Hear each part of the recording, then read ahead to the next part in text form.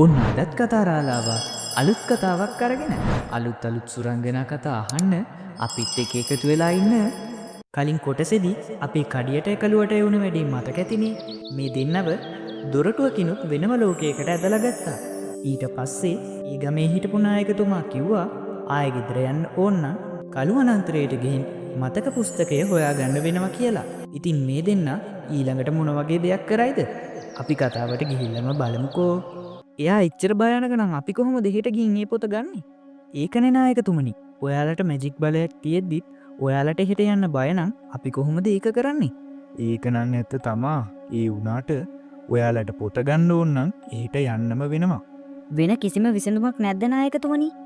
මේගොල්ලෝ කොහොමද ගුරුළු රාක්ෂයගෙන් බේරෙන්නේ? පොඩි විසඳුමක් නම් තියෙනවා. හැබැයි ඒක සාර්ථක වෙයිද කියලා නම් කියන්න බෑ. ඒ මොකක්ද? ඔයාලටත් පුළුවන් මැජික් ඉගෙන ගන්න. ඔයාලගේ ලෝකෙ වගේ නෙවෙයි. මෙහි ඕනම කෙනෙක්ට හැකියාවක් තියෙනවා. දැන් ඔයාලත් ඉන්නේ මෙහෙනේ. ඒක හින්දා මං හිතනවා ඔයාලටත් පුළුවන් වෙයි කියලා. අපේ ගුරුතුමා මේ වැඩේට කැමති වෙයිද? බලමුකෝ. ඔයා මේ දෙන්නව එයා ළඟට අරන් යන්නකෝ. බෑ කිව්වොත් මෙයාලට මේ විදිහටම තමා පොත හොයන්න යන්න වෙන්නේ. මේ ගුරුතුමා ගොඩක් කරුණාවන්තයි වගේම ගොඩක් දක්ෂයි.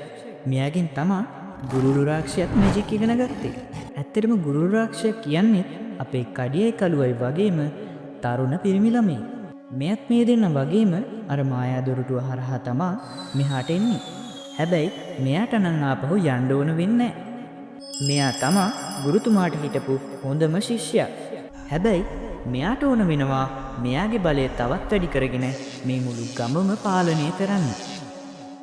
එක දවසක් මෙයා මෙහෙම බලය වැඩි කරගන්න යද්දී මන්තරයක් වැරදිලා තමා මෙයාගේ ස්වරූපය මේ විදිහට වෙනස් වෙලා තියෙන්නේ. මෙයාගේ ඇත්ත අරමුණ දැනගත්තට පස්සේ හරිත මිටියාවතේ ඉන්න මායාකාරයෝ ඔක්කොම එකතු වෙලා මෙයාව කළුවනාන්තරයට පිටුහල් කරනවා. මෙන්න මේ හේතුව නිසා තමා සුද්දා නායකතුමාගෙන් ඇහුවේ ගුරුතුමා මේ වැඩේට කැමති වෙයිද කියලා. ඔන්න කොහොම හරි කඩියයි කළුවයි සුද්දා එක්ක එනවා ගුරුතුමාව හම්බ වෙන්න. එන ගමන් සුද්දා මේ දෙන්නට මේ කතාව කියනවා. මෙයාලා යද්දි ගුරුතුමා මල් වලට වතුර දාන ගමන් තමයි ඉන්නේ. සුද්දා මොකෝ මෙහෙ? මේ ළමයි දෙන්න මායා දොරටුව හරහා ඇවිත්.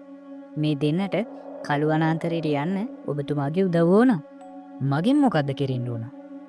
නායකතුමා කිව්වා මේ දෙන්නට මැජික් ඉගෙන ගත්තොත් කළුවනාන්තරයට යන්න ලේසි වෙයි කියලා.